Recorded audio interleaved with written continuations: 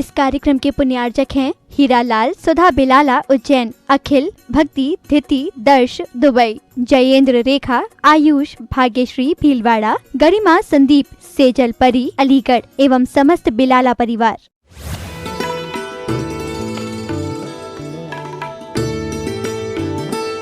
कितनी कितनी आसानी से माँ हम अपनी देश की कुर्बानी, अपनी देश की नहीं, मैं तो कहता हूँ धर्म की कुर्बानी को भी भूल जाते हैं। पर ऐसा कभी हमने धर्म के भी बारे में, धर्म के लिए जिन्होंने कुर्बानी दी, 700 सैकड़ों हजारों निर्ग्रंथ मुनियों को जब घानी में पेला था, तब कहाँ गया था हमारा संवेदन, कहाँ गया था हमारा धर्म, कहाँ गया था हमारा धर्मात्मापना। आज 700 नहीं पिल पा रहे हैं, एक के टुकड़े हो गए। ये भी तो सोचो, जगाना पड़ता है, उठाना पड़ता है, वह चेतना जगानी पड़ती। भैया जागो जागो, कुछ तो करो। घर की संतान अगर ऐसे मिट जाती तो माँ सोते रात भर। फिर मेरी धर्म की संतान, मेरी धर्म की संतान, मेरे धर्म के संतानों पर आज आ रही है। धर्मात्माओं को सोचो, उसको सोचो। सोचने का मतलब ये नहीं है कि तुम तलवार लेकर उनके पीछे दौड़ने लग जाओ। ये अहिंसा एक ऐसी बड़ी खलक, ऐसी बड़ी ढाल है, कोई कितना ही आक्रमण करे, हम उत्तर अहिंसा से ही देंगे। इतना मात्र संकल्प ही किया था, सरकार को विचार बदलना पड़ा। उज्जैन में क्या भोला जी कांप गए थे बेचारे, सोच रहे थे महाराज जी नहीं करेंगे, अपन नहीं करेंगे। हुआ कुछ नहीं, पर मात्र संकल्प ही किया था, विचार करना पड़ा। इसलिए जितने सदस्य, और मैं कहता हूँ सदस्य नहीं भी हो तो कम से कम जैन धर्म के सोशल सदस्य तो बन ही जाओ और निर्णय करो कि हम देश की स्वतंत्रता के साथ अपनी स्वतंत्रता का भी भान करें। ठीक है, हम आपको चुन के पहुँचा रहे हैं किसी स्थान पर, तो इसका मतलब ये नहीं है कि आप हमारी धार्मिक स्वतंत्रता पर आघात करो। स्वतंत्रता के मायने मात्र देश स्वतंत्र हो लेना, किसी लोकशाही को प्राप्त कर लेना, इतना नहीं है। ये गणतंत्र राज्य है और गणतंत्र राज्य में प्रत्येक व्यक्ति को अपनी सामाजिक स्वतंत्रता है, धार्मिक स्वतंत्रता है, और मात्र सामाजिक धार्मिक नहीं, मानसिक स्वतंत्रता भी है। हमें इन स्वतंत्रता को समझने की आवश्यकता है। आज आघात किया जा रहा है तुम्हारी सामाजिकता पर, तुम्हारी धार्मिक क्रियाओं पर। ऐसा नहीं होना चाहिए, ये नहीं होना चाहिए। ऐसे भी देश, ऐसे भी प्रांत आज भारत में है जहां दिगंबर मुनियों को विहार करना दुष्कर है। इसके विषय में सोचना होगा।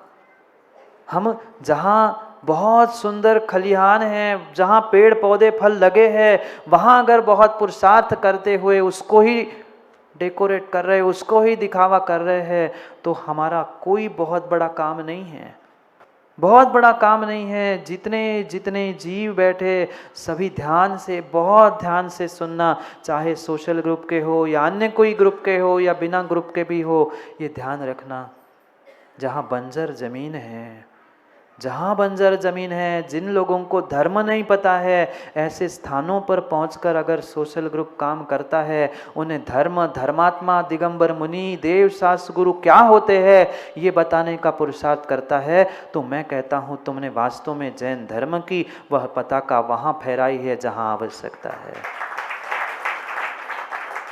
जहाँ क्रियाएं हो रही है, कार्यक्रम हो ही रहे हैं, आयोजन हो ही रहे हैं, वहाँ हमने तीर मारा बहुत बड़ी बात नहीं है। मैं कटाक्ष नहीं कर रहा हूँ, ना बुराई कर रहा हूँ अध्यक्ष जी, पर सत्यता कह रहा हूँ, ये तो करना ही है, नहीं तो ये सो जाएंगे। इनको भी जगाना है। पर जो सो ही चुके हैं, ऐसे स्थान प्रदीप जी हम देख आए। एक बार शायद मैंने बताया था, एक नगर में हम पहुंचे दक्षिण में, शाम के समय वे कहने आए, महाराज जी 10 साल पहले यहाँ पर 400 घर थे, आज 4 भी घर शेष नहीं है। चल रहा है चोरी छुपे धार्मिक और सामाजिकता पर आघात करते हुए परिवर्तन करने का पुरुषार्थ चल रहा है। उन स्थानों पर जाकर आपको पुरुषार्थ करना होगा, उनको उनकी सत्ता का, उनके धर्म का बोध करना होगा। यही वास्तविकता में स्वतंत्रता दिन मनाना सार्थक करने का कार्य हो सकता है। जहाँ बहुत सुंदर दीवार रंगी रखी है, उस पर तुम कितनी ही सुंदर तस्वीर टांग लेना, कोई मायने नहीं रखता। पर आड़ी टेढ़ी दीवार को अगर तुमने सुंदर रंगों से रंगीन कर दिया है तो वो भी सोचेगा और तुम्हें भी आनंद मिलेगा कि हाँ, मैंने भूखे को रोटी खिलाई है। माँ नहीं आता आनंद? कोई अतिथि आ जाए, कोई विशेष व्यक्ति आ जाए, और विशेष नहीं, किसी रोज घर वालों को खिलाते हैं, पर एक आध दिन किसी निर्ग्रंथ गुरु के चरण पड़ जाए और उनको आहार दे तो आनंद, कैसा आनंद आता है। ऐसे ही जिनको जरूरत है, हमारे धर्म में यही तो अहिंसा कही, यही तो अहिंसा कही। जिसको जब जहां जिसकी जरूरत है उसको अगर हमने वहां पहुंच कर दिया है तो ही तो वास्तव में हमारा अहिंसा धर्म, वितराग धर्म, ये नमोस्तु शासन जयवंत होगा, अन्यथा होने वाला नहीं है। पर इसका अर्थ ये भी नहीं है, क्योंकि कई स्थानों पर हमने देखा कि किसी को सहयोग करना है तो पहले फोटोग्राफर चाहिए। हाँ, एक जगह उस सत्य घटना बताऊं, जब भी मैं कहता हूं रोंगटे खड़े हो जाते हैं। ये इसलिए कह रहा हूं कि आप भी बहुत सोशल काम करते होंगे, करते रहना, पर कभी सामने वाले धर्मात्मा का अपमान करते हुए मत कर। एक स्थान पर कुछ महावीर जयंती थी, ऐसा ही कुछ ग्रुप होगा पता नहीं, तो जो आर्थिक दृष्टि से कमजोर व्यक्ति थे उनके लिए निर्णय कर लिया ग्रुप ने कि उनके लिए कुछ साधन जुटाएंगे और सामग्री उनको भेंट करेंगे। निर्णय हुआ, पूरी तैयारी हो गई और आदमी को, व्यक्ति को बुलाया, अमोक चंद जी आए और अपना हाथ ठेला लेके चले जाए। क्या भेंट किया? सैकड़ों की भीड़ में उस व्यक्ति को हाथ ठेला भेंट कर रहे। तुम्हें भेंट ही करना था, चुपचाप उसके घर में दे आते, वो जिंदगी भर तुम्हारे एहसान मानता। अब एहसान मानेगा कि अपने अपमान को वहां सहन करे। हमारे सामने की घटना, आंखों से उसके झरझर पानी बह रहे थे। ये दे रहे हैं कि अपमान कर रहे? अपने मान के पीछे दूसरे धर्मात्मा का अपमान हो रहा है, तो मां ये भी हिंसा है। हम अहिंसक रूप से चोरी छुपे सहयोग करना था। हमें लग रहा था कि समदत्ती है, उसको भी दान देना चाहिए, उसको भी हमें समान बनना चाहिए, तो कम से कम चोरी छुपे जाके अलग से उसको दे के भेंट करके आ जाते। प्रदर्शन की क्या आवश्यकता थी? आपका तो मान सम्मान, आपकी तो फोटो खिंच गई, पर उस आत्मा पे, उस गरीब पे क्या बीती, ये कभी विचार किया?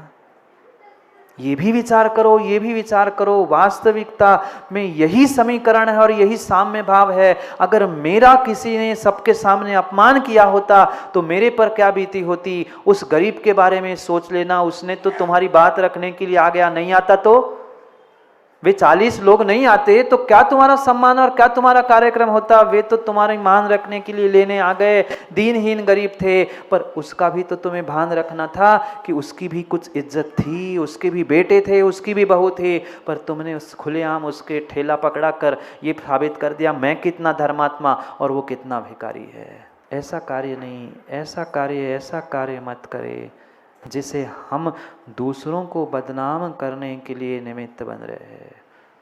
किसकी हानि हुई? किसकी हानि हुई?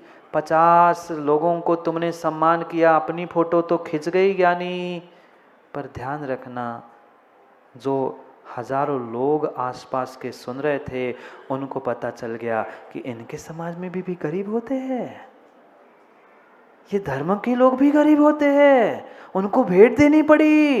अच्छा, उनका भी आदमी ठेला चलाता है। तुमने अपने धर्म की, अपने धर्मात्मा की, अपने मान सम्मान के पीछे काट दी, हिंसा कर ली धर्म की और धर्मात्मा की। वास्तव में ये हमारी धर्म की अहिंसा है। मात्र खून खराबा नहीं करो, किसी को मारो नहीं, चींटी को बचाओ, मच्छर को बचाओ, ये तो सैकड़ों बार सुन चुके होंगे, पर भूल भी गए होंगे। भूल गए ना? फिर भी कछुआ छाप, वो लक्ष्मण रेखा सब चल रहा है। वो नहीं कहना चाहता मैं, वो तो बहुत छोटी बात है। मैं भीतर की साम्य भावों तक ले जाने का प्रयास कर रहा हूँ, आत्मा की स्वतंत्रता की, धर्म की स्वतंत्रता की बात कर रहा हूँ। जो धर्म का नाम ले रहे हैं, उन धर्म के नाम लेनों के बारे, धर्म का नाम लेकर जो जीत रहे हैं, उन सबसे यही कहना है, धर्म का नाम लेकर तुमने अगर सीट प्राप्त की है तो दूसरों के धर्म की स्वतंत्रता की रक्षा करना भी तुम्हारे धर्म का काम है, तुम्हारे पद का काम है। नहीं तो हम तो बन गए और फिर अगले 5 साल बाद फिर आएंगे हाथ जोड़ के और पागलों जैसे फिर। नहीं, हमें सोचना होगा, विचार करना होगा कि हमारे परिणाम, हमारी परिणति धर्मात्मा के प्रति कैसी है।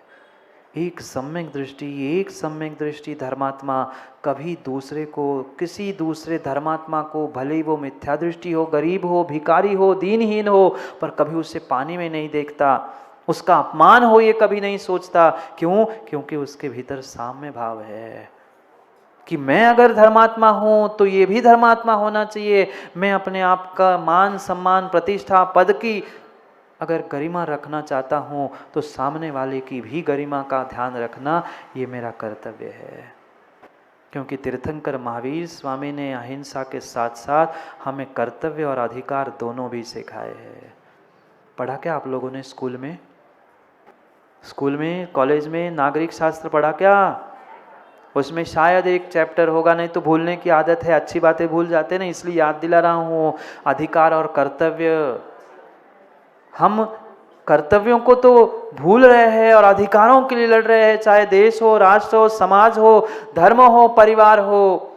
आज संतान भी, बहू भी, एक पत्नी भी पति से लड़ रही, मेरा तो 50%, 50 हो गए ना, मेरा भी 50% अधिकार है इस जायदाद में। उन अधिकारों को तो लड़ रहे हो, पर कर्तव्यों का बोध कब होगा? चाहे धर्म की जायदाद हो, चाहे मंदिरों की हो, चाहे परिवार, देश, राष्ट्र, कोई भी जायदाद क्यों ना हो, वहाँ तो अधिकारों के लिए ज्ञानी लड़ रहे हैं, पर कर्तव्यों का भी बोध करो ना। बिना कर्तव्यों के तुम्हारे अधिकार कोई काम के नहीं, कोई काम के नहीं। इसलिए हमारे तीर्थंकर महावीर भगवान जिनके शासन काल में आज जी रहे हैं, उन्होंने छोटा सा सूत्र देते हुए वह नागरिक शास्त्र, सामाजिक शास्त्र तुम्हें सिखाया।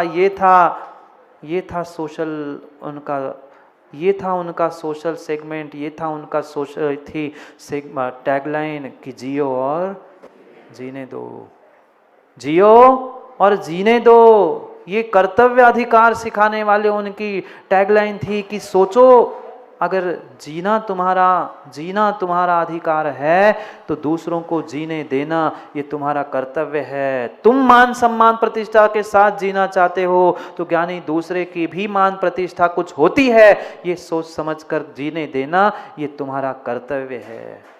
पर कितने जानते हैं कर्तव्यों को? घर के, परिवार के, धर्म के, किसके कर्तव्यों का परिपालन किया? आज कर्तव्यों को हर इंसान भूल रहा है और मात्र अधिकारों के लिए लड़ने के लिए तैयार है। मेरा इतना अधिकार, मेरा इतना अधिकार नहीं। जीने देना अगर तुम्हारा अधिकार है, जीना स्वयं का अधिकार है, तो दूसरों को जीने देना ये तेरा कर्तव्य है। दूसरे का भी ध्यान रखना, दूसरे के प्रति भी साम्य भाव रखना ये तुम्हारा कर्तव्य था। पर है क्या माँ? है क्या? घर में 4 सदस्य है, 2 बच्चे हैं, दोनों बच्चों के प्रति समान भाव? बोलो हाँ ना, विचार कर रहे हैं। है ही नहीं, हो ही नहीं सकता। आप कितनी झूठी ऐसी गर्दन हिला लो, पर विश्वास मानो और अपने आप को टटोल के देख लेना, ऐसा आज तक हुआ ही नहीं है। एक माँ ने दिए हुए 2 संतानों के प्रति माँ के भाव एक से नहीं होते। जो ज्यादा कमाता है उसको लड्डू मिलता है और जो नहीं कमाता है उसको, आप ही लोग कह रहे हैं, मतलब मैं नहीं झूठ बोल रहा, आप सही बताइए। ऐसा ही है। जब घर में जीने वाले 1-2 संतानों के प्रति साम्य भाव, समान भाव नहीं है, तो समाज में, देश में, राष्ट्र में किस बात पे हम लड़े और किस बात की बात करें? ये समानता सीखो। ये समानता हमें अहिंसा सिखा रही है। तभी तुम अहिंसा का बिल्कुल पालन कर सकते हो, जब सबके प्रति समान भाव, साम्य भाव तुम्हारे भीतर होंगे।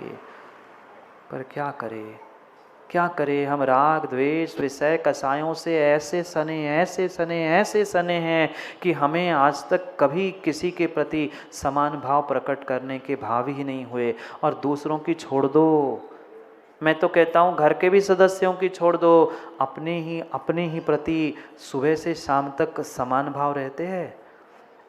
स्वयं के प्रति टटोल के देख लो, स्वयं के ही भाव स्वयं के प्रति एक से रहे, कभी नहीं। सुबह हमें कुछ लगता है, दोपहर तक कुछ होते और शाम होते होते तो पता नहीं कहाँ के कहाँ चले जाते। हम नहीं, हम भले ही मंदिर में बैठे हो पर भाव सुबह कहाँ थे और शाम को कहाँ पहुँच जाते हैं। समीकरण की आवश्यकता है, समीकरण की आवश्यकता है।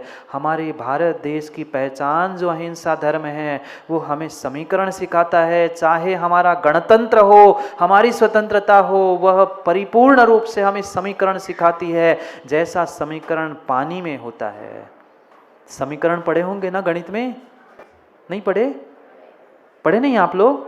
थोड़े से तो पढ़े लिखे हो, हमसे तो ज़्यादा ही पढ़े लिखे हो। समीकरण, जो समीकरण होता है उस समीकरण में दो बाजुएं होती है, पढ़ी ना?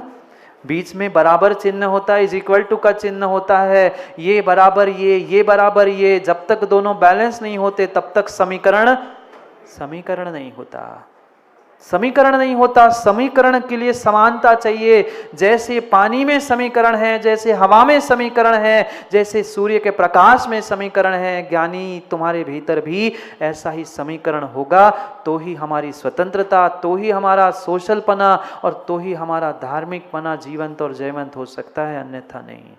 ऐसे कभी हमने विचार किया कि जो दीनहीन है, जो गरीब है, जो छोटा है, उसको भी हम साथ लेके बराबरी करके फिर आगे बढ़े?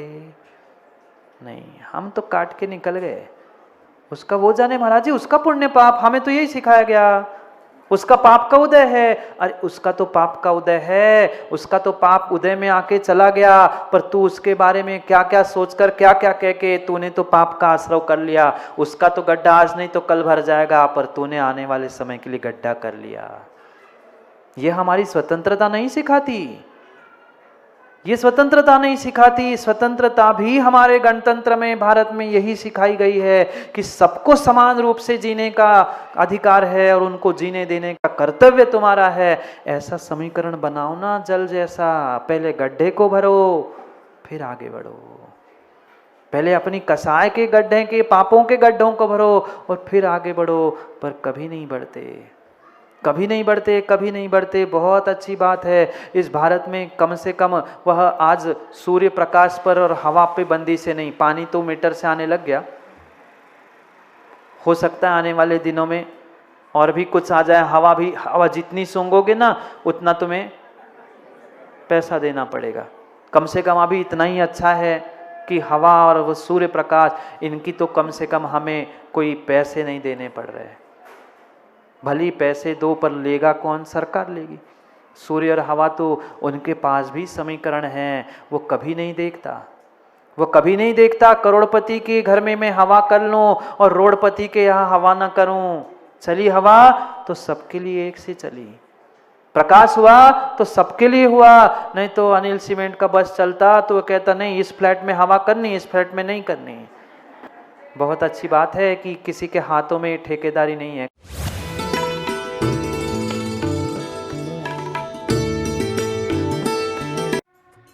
इस कार्यक्रम के पुण्यार्जक थे हीरालाल सुधा बिलाला उज्जैन, अखिल भक्ति धिति दर्श दुबई, जयेंद्र रेखा आयुष भाग्यश्री भीलवाड़ा, गरिमा संदीप सेजल परी अलीगढ़ एवं समस्त बिलाला परिवार।